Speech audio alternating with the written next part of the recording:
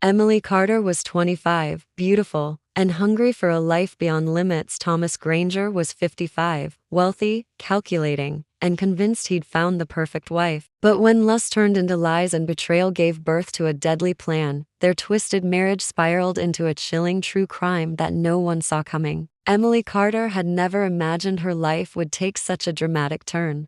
At just 25 years old, she had already gone from working double shifts at a local diner to living in a mansion with a view of the lake, marble floors, and a walk-in closet bigger than her old apartment. Her marriage to 55-year-old Thomas Granger wasn't born from love at first sight but from ambition, opportunity, and a spark of curiosity. He was charming in a composed, older man way, someone who spoke with authority and carried himself like he belonged in a world that Emily had only seen in magazines. For her, it felt like she had won a golden ticket. But gold doesn't always glitter forever. Thomas Granger was a man of habit, precision, and structure. His wealth wasn't inherited. It was built slowly, with years of sweat, calculated deals, and strategic risks. By the time he met Emily at a real estate conference where she was serving wine, he had already retired from the hustle, but still enjoyed expanding his portfolio. Emily had caught his eye immediately. Her youth, her energy, her effortless beauty, it all seemed to represent something Thomas had missed in his life. She was fresh air in a stale room. He began visiting the restaurant where she worked more often. Then came the dinners, then gifts, and eventually, an invitation to move in with him. Emily's friends were shocked. Some warned her, others envied her, but she silenced the doubts with pictures of luxury cars, vacation selfies, and carefully staged Instagram stories. Thomas was generous. He gave her everything she asked for: jewelry, designer clothes, first-class travel. She started seeing herself not as a girl from a small town, but as someone important, someone whose life had finally started. But living with Thomas was not easy. The house was quiet, almost too quiet. He was rarely home, often away for conferences or business meetings. When he was present, he followed a routine so rigid it left no room for surprises. Breakfast was at 7 o'clock a.m. sharp, emails for an hour, meetings after that. No disruptions. He treated their relationship like a transaction: calculated affection, scheduled intimacy, and constant reminders of what he had provided. Emily began to feel like an accessory: polished, pretty, and useful for social appearances. She smiled at events,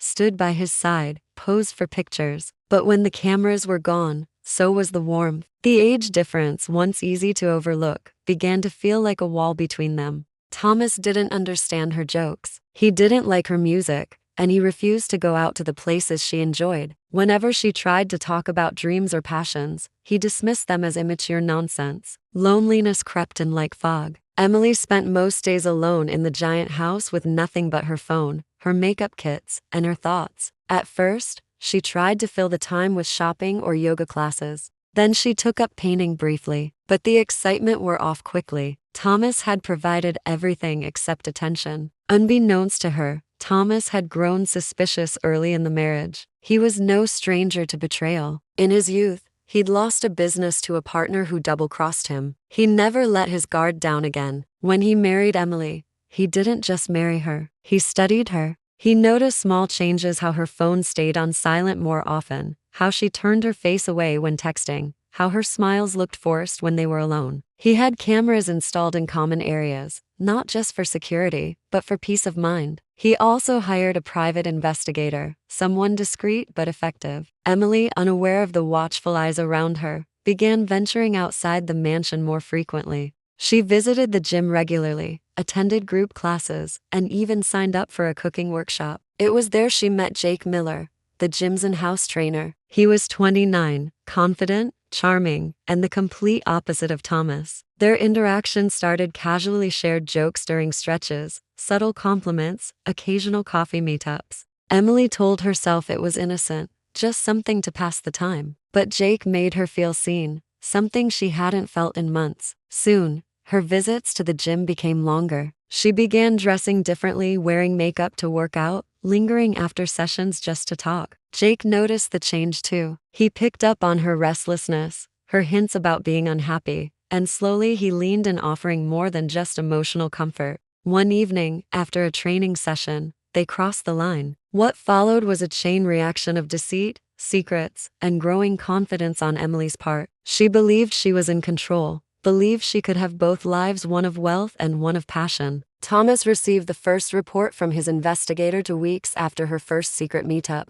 The envelope was thick, filled with high-resolution photographs, timestamps, and transcribed messages. He read every line carefully, silently, without reaction. He didn't confront her. Instead, he began preparing. The next day, he told Emily he had to travel to Miami for 2 weeks for an important business meeting. She kissed him goodbye at the front door, wearing a silk robe he had bought her, and waved cheerfully as his car disappeared down the driveway. Once he was gone, she called Jake. Inside his hotel suite in Miami, Thomas wasn't attending meetings. He was making arrangements. He contacted his attorney and revised his will. He moved assets into secure trusts. Then he called an old associate in Florida, someone who dealt with problems without leaving a trail. Thomas had learned long ago that power wasn't just about money, it was about control. And he was about to take back control of everything Emily had stolen from him. Back at home, Emily was living a double life. With Thomas away,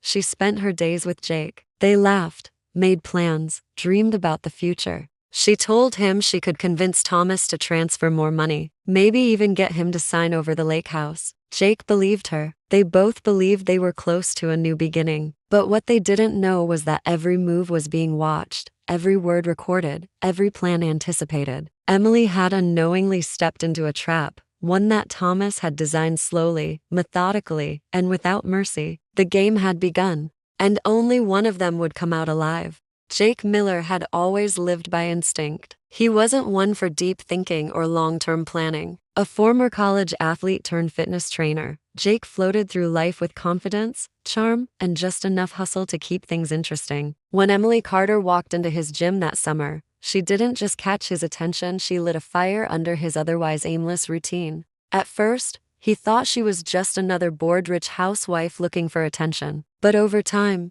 it became clear this was something different. Emily wasn't just curious, she was desperate for escape. Their affair unfolded quickly. What started as flirtation after workouts soon became secret meetings at a roadside motel just outside of town. Emily would arrive in disguise hoodie, sunglasses, always watching over her shoulder. She paid in cash. Sometimes they stayed for hours, other times for minutes, but each meeting left them bolder. The thrill of secrecy only heightened the connection. Emily brought expensive gifts, watches, headphones, and even cash. Jake, who was used to scraping by, started to see possibilities beyond his small apartment and gym salary. Emily spoke of leaving Thomas. She said the marriage was cold, controlling, and hollow. Jake listened, nodded, and fed her dreams. Together, they imagined a life of travel, freedom, and love far away from the town that boxed them in. But love wasn't the only thing growing. Emily had begun transferring small amounts of money out of Thomas's accounts. At first, it was simple, charging luxury items to cards she knew he never checked, then selling those items for cash. She used private resale groups and paid people under fake names. The more she got away with, the more confident she became. She convinced herself Thomas would never notice. He had millions. What was a few thousand here and there? She even found an old checkbook in his office drawer, one linked to a dormant account. Emily began forging his signature, making small deposits into a secondary account she opened under a business alias. She told Jake the money was their ticket out. But Jake wasn't the only one being fed a fantasy. Emily had no real plan. All she had was impulse, lust, and a growing sense of invincibility. Meanwhile, Thomas watched from a distance. From his office in Miami, he monitored the hidden cameras in his home through a secured app. He saw when Emily left, how long she was gone, and what time she returned. He noted her routines. He even saw Jake briefly on one of the cameras blurred in the distance, a stranger on the front porch, standing far too comfortably. Thomas sent a second investigator to follow Jake. Within days, he had a full profile. Jake had no criminal record,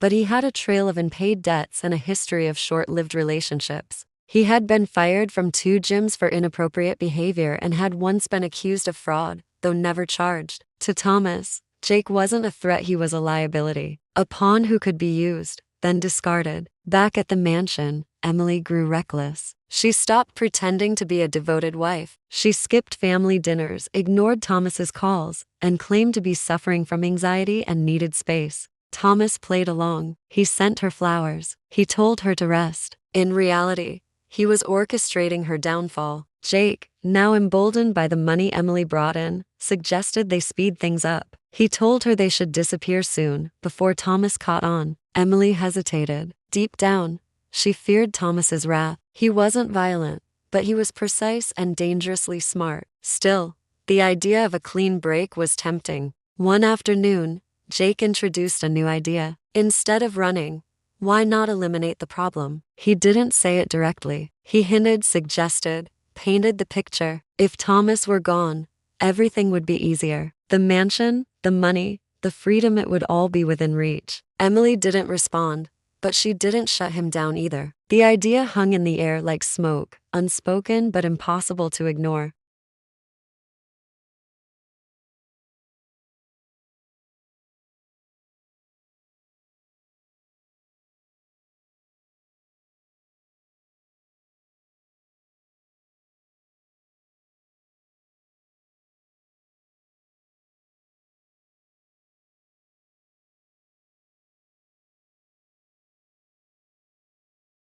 He could have filed charges or confronted her, but he didn't want justice. He wanted control. He wanted to end it in a way that left no fingerprints, no accusations, and no regrets. He contacted a woman named Lorna, someone from his past, someone with a reputation for solving problems in high society without drawing attention. She arrived within a week. Lorna Wexler was elegant, composed, and invisible when she needed to be. She rented a house down the street under a false name and began inserting herself into Emily's world. She first met her at a yoga studio, offering casual compliments and asking harmless questions. Over the next few days, she made more appearances at the salon, the boutique, and eventually at the same gym Emily visited. Emily was naturally drawn to her. She seemed worldly, curious, and empathetic. A friend, it seemed, when Emily had none. Lorna gained Emily's trust. She offered relationship advice, asked about Thomas, hinted that women like Emily deserved more. Emily, craving validation, opened up. She admitted to the affair. She even hinted that she and Jake were thinking about leaving and possibly more. Lorna listened carefully, storing every detail. Within a few days, Lorna had installed spyware on Emily's phone during a lunch meetup. She copied text threads between Emily and Jake, voice notes, and even passwords to banking apps. Lorna gave it all to Thomas. Now he had everything: proof of the affair, evidence of financial theft, and intent to murder. But still, he waited. Emily and Jake, unaware of how far they had been exposed, finalized their plan. The anniversary dinner would be the perfect cover. Thomas would drink, they would talk, and Emily would slip something into his wine. Jake would wait in the car nearby. If it worked, she'd call 911 and play the grieving wife. The coroner would call it a heart attack, and Emily would inherit everything unless Thomas had changed his will, which he had. Emily didn't know that if Thomas died under suspicious circumstances, every asset would be frozen, and a private investigation would launch automatically. She also didn't know the wine glass she planned to use would be switched, or that she was being followed on the day she picked up the pills. Every moment, every detail was part of a trap. The date was set, the table was reserved, and Emily, believing she was about to secure her future, was walking straight into her end.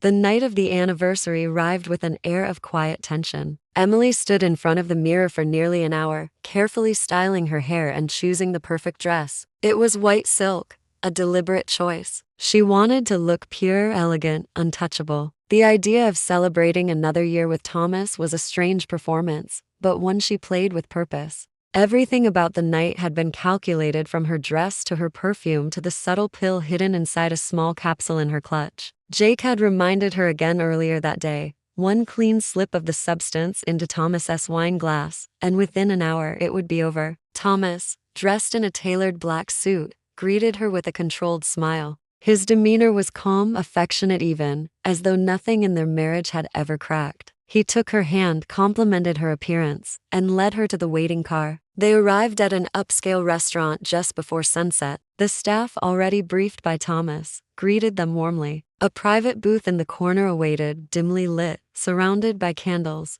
To anyone watching, they looked like the picture of a devoted couple. Emily scanned the room, pretending to be at ease. In truth, her palms were sweating, her heart raced, not out of fear, but adrenaline. Jake was outside, sitting in a car parked a few blocks away. He had told her to text a single letter G once the poison had been administered. Then he would disappear, head south, and wait for her in Miami. The plan was to give Thomas the glass, wait for symptoms, call emergency services, and let the natural story unfold. A heart attack in a man of his age was believable. Suspicion would be minimal. The wine came. Thomas ordered a vintage bottle, something from the year they had met. The server poured the glasses and left them on the table before walking away. Emily reached for her clutch. Her fingers trembled slightly. She shifted in her seat, made small talk about the decor, the food, the memories. While Thomas looked away to answer a buzz on his phone, Emily moved quickly. The capsule dissolved within seconds. She stirred it with her finger as she adjusted the stem of the glass. But then Thomas did something unexpected. He stood up and walked to the edge of the booth, taking a call. When he returned,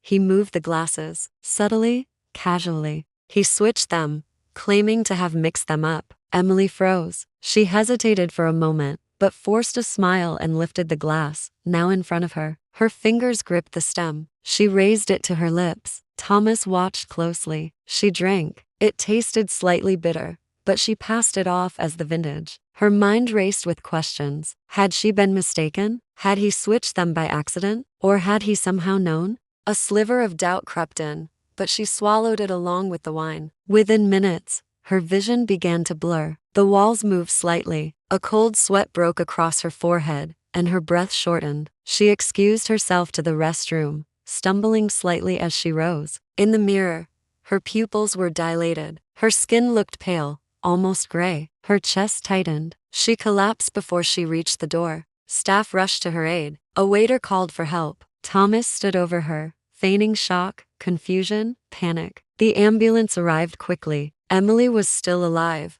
but barely. On the way to the hospital, she slipped into unconsciousness. Hours later, she was pronounced dead. The cause of death appeared to be a sudden cardiac event, likely brought on by a combination of stress and alcohol. At least, that's what the preliminary report said. But the toxicology screen raised flags. There were traces of chemicals not consistent with the wine she drank, traces that required further analysis. The hospital notified the authorities. Jake, still waiting in the car blocks away, had received no message. He waited for nearly an hour, then two. He tried calling, but her phone was off. Finally, sensing something had gone wrong, he started to drive, but he never made it home. Jake's car was found the next morning on a remote stretch of highway, abandoned. Inside, the keys were still in the ignition. The driver's seat was empty. No signs of struggle, no blood, no fingerprints, just silence. His phone was found nearby, completely wiped.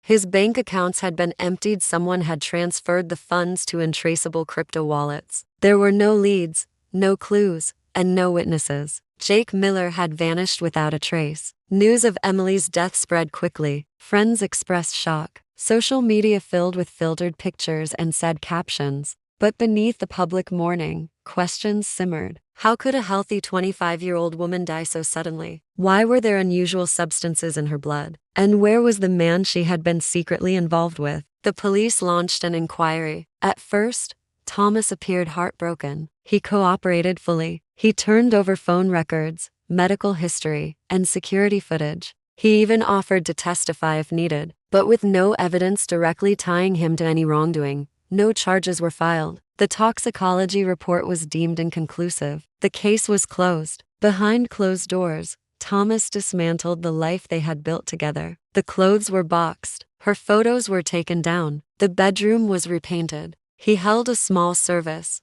closed to the public. Only 2 people attended besides him, his lawyer and Lorna Vexler. Lorna, who had shadowed Emily's every move, now disappeared as quietly as she had come. Her rented house was cleaned out, her name never found on any lease. Her identity had been entirely fabricated. She had served her role perfectly, listened, recorded, extracted, and vanished. 3 months later, a storage unit under Emily's alias was discovered. Inside were notes, fake documents, and a journal outlining the plan to murder Thomas. There were also receipts for the chemicals used in the wine capsule. Still, the police couldn't prove who switched the glasses. They couldn't prove Thomas had orchestrated the switch or Emily's death. The case remained officially unsolved. But to those who knew Thomas, the message was clear. He hadn't just survived a murder attempt, he had flipped it. He had taken control of a dangerous situation and used it to eliminate people without lifting a visible finger. Everything he had built was intact. His reputation, his wealth, his future. And no one could touch him.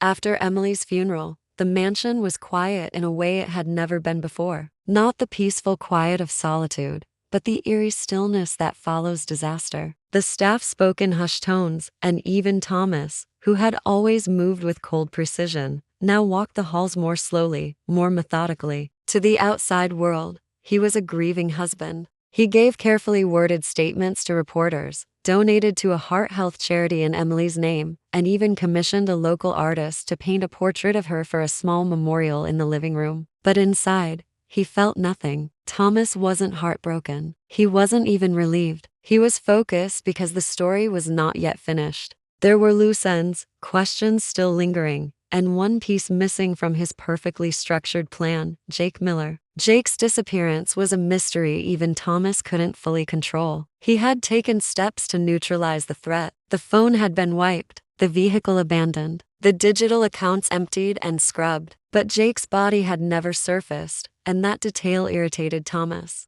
It left a gap, an opening for suspicion or speculation. The world needed closure to forget. Without a body, stories would grow like weeds. He reached out to Lorna once again, but this time with caution. Her services had been invaluable, but she wasn't someone you called twice lightly. She had done what she was paid to do, then disappeared as planned. Still, Thomas left a message through a secure line, encrypted and routed through multiple servers. The reply came 2 days later. It was short, coded, and unsettling. Loose ends settle themselves. Let them.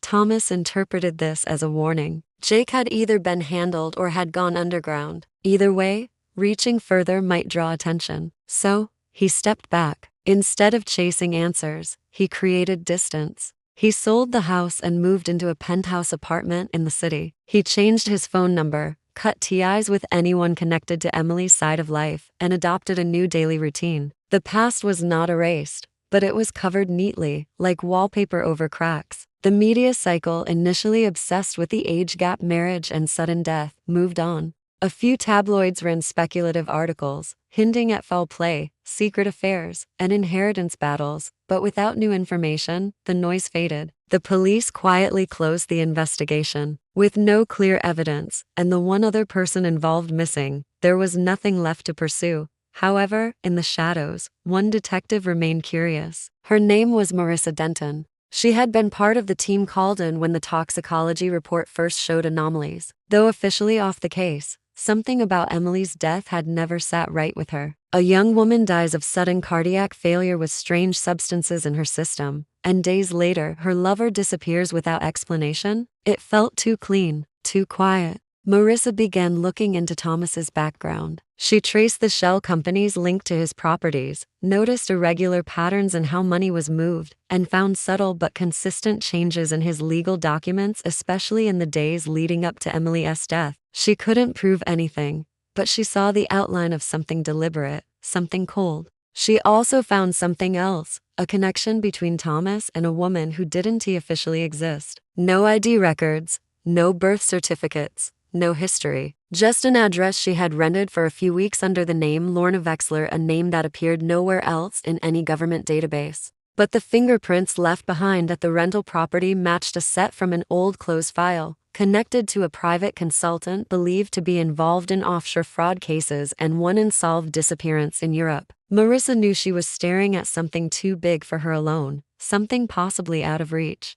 But she kept the information in a locked folder, documented everything, and submitted an anonymous tip to a federal agency. She knew it might go nowhere, but she also knew the truth didn't always come quickly. Meanwhile, Thomas received a letter in the mail. No return address, just his name, typed neatly on a white envelope. Inside was a single photo, a grainy, black and white image of a man walking along a beach. Jake Miller. It wasn't recent, but it was unmistakable. Scribbled on the back in red ink was a date from 3 weeks prior. Thomas sat for a long time after looking at the photo. He poured himself a drink, stared at the skyline, and considered the possibility that Jake was alive, watching, waiting.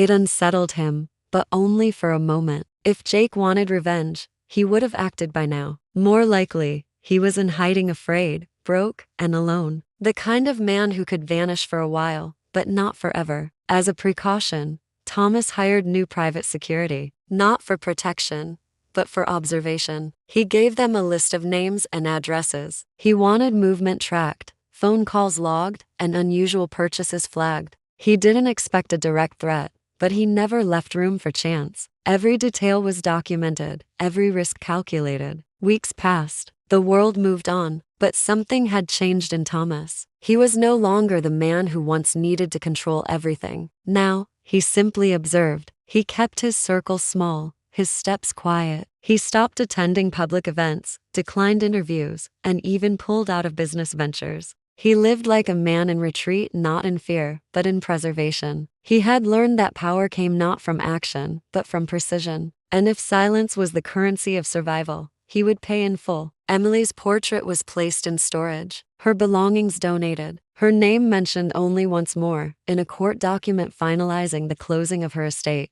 Her death, though suspicious to some, became just another mystery in a world full of unsolved endings. And Jake, whether dead, alive, or something in between, he remained a shadow, a loose end, one that, for now, kept its distance. Thomas resumed his routine. Morning coffee at 6:30, briefcase ready by 7:15, balcony reflections by 8 o'clock. But now, each day carried a quiet weight, not guilt, not grief, just the knowledge that in the quiet spaces of his life, someone might still be watching. Months passed. Seasons changed. The world, as it always does, forgot. Emily Carter's death became a distant whisper, just another beautiful young woman gone too soon, another headline buried beneath newer, louder scandals. The media stopped asking questions. The police closed their files. The public lost interest. But some shadows don't fade, and some stories refuse to end. Thomas Granger lived quietly in his luxury high-rise, far from the lakeside mansion that had once symbolized his control. He had grown more reclusive, more watchful. His routines remained sharp, but there was a new layer beneath his polished surface: paranoia. He no longer trusted elevators. He changed security companies every few weeks. Even his groceries were delivered anonymously to a secure drop box. To anyone looking in, he was a wealthy man protecting his privacy. In truth, he was protecting his secrets. The photo of Jake Miller walking on the beach remained in a drawer beside his bed. He never mentioned it,